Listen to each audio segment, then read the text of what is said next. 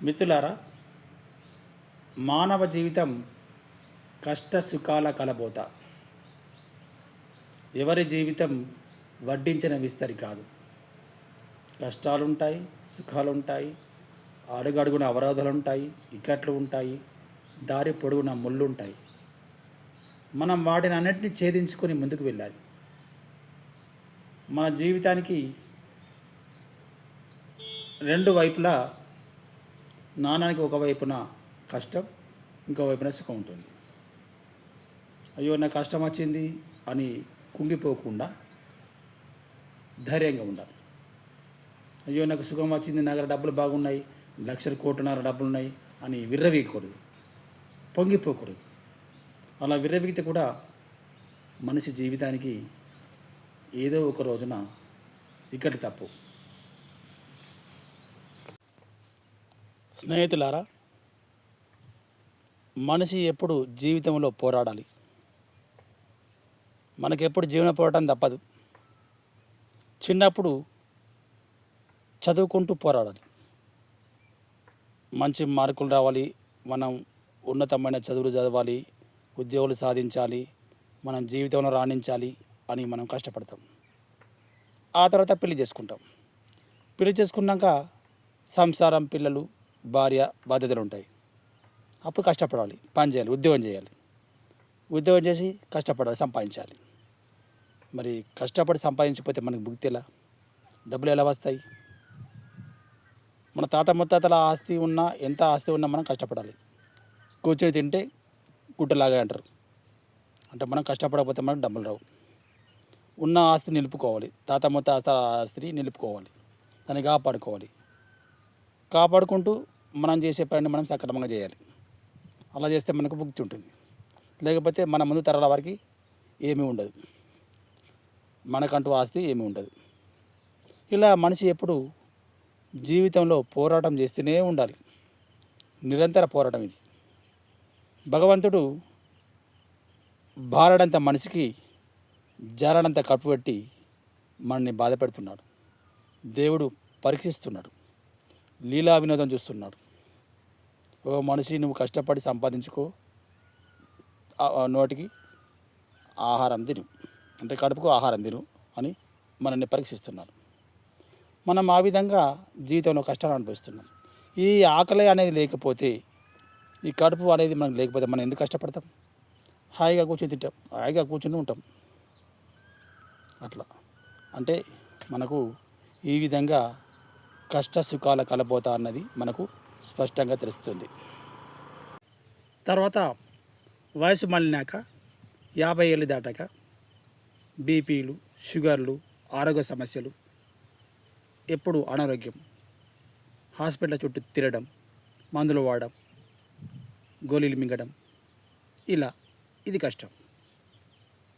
అంటే అప్పుడు జీవితంలో భుక్తి కోసం పోరాడాలి, వయసు మళ్ళినాక ఆరోగ్యం కోసం పోరాడాలి.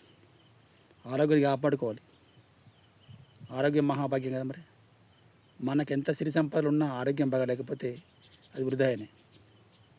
ఇలా మనకు అడుగు అడుగున మనకు కష్టాలే.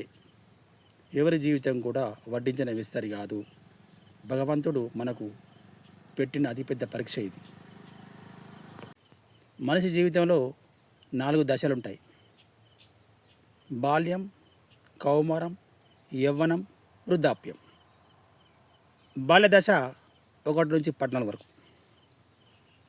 దీన్ని బాల్యం అంటారు, అంటే ఊహ తెలియని వయసు.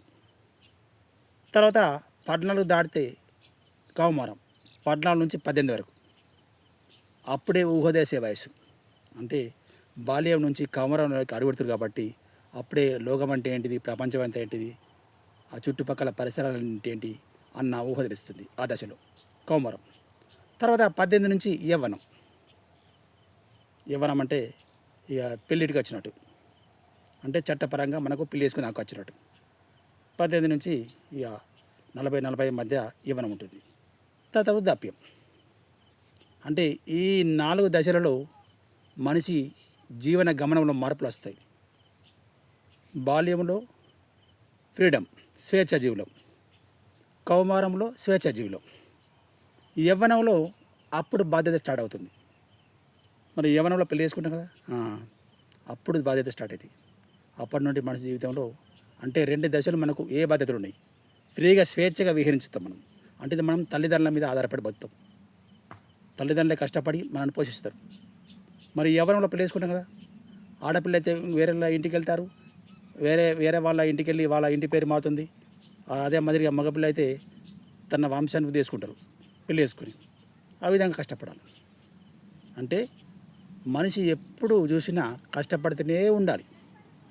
కష్టం లేకపోతే మనకు జీవితంలో ఫలితం సున్నా. మరి ఈ కష్టాలన్నీ మనుషులకే, సృష్టిలో ఏ జీవికి లేదు. పశువులకు పక్షులకు ఉన్నాయా?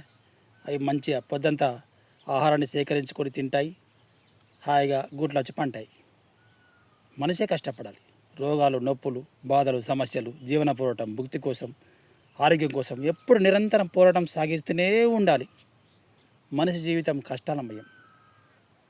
భగవంతుడు మనకు అన్నీ ఇచ్చాడు. తెలివి ఇచ్చాడు, మేధస్సు ఇచ్చాడు, కష్టపడే శక్తిని ఇచ్చాడు. కాబట్టి మనం కష్టాలు వచ్చినప్పుడు కుంగిపోకుండా, సుఖం వచ్చినప్పుడు పొంగిపోకుండా అన్నిటిని సమానంగా స్వీకరించాలి. జీవితంలో ముందుకు సాగిపోవాలి. కష్టాలు కలకాలం ఉండవు మిత్రమా. బురదల నుండి కమలం పువ్వు పుట్టినట్టుగా కష్టాల కడల నుండి సుఖం అనే పువ్వు ఉద్భవిస్తుంది. కాకపోతే మనం నిరీక్షించాలి. భగవంతుడు పెట్టిన పరీక్షలు మనం నెగ్గుకు రావాలి. దేవుళ్ళకే కష్టాలు వచ్చాయి.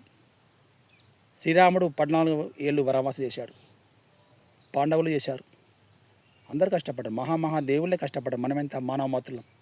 కాబట్టి ఎప్పటికైనా ధర్మబద్ధంగా ఉండి మనం కష్టాలను ఎదుర్కొంటే జీవితంలో మనకు మంచి రోజులు వస్తాయి. మిత్రమా, ఎప్పటికీ కష్టాలకు కుంగిపోకు, సుఖాలకు పొంగిపోకు, అన్నిటినీ సమానంగా స్వీకరించు. మనోనిబ్రంతో ఉండు, గుండె ధైర్యంతో ఉండు. నీకు తప్పకుండా నీకు విజయం లభిస్తుంది. తప్పకుండా నీకు మంచి రోజులు వస్తాయి.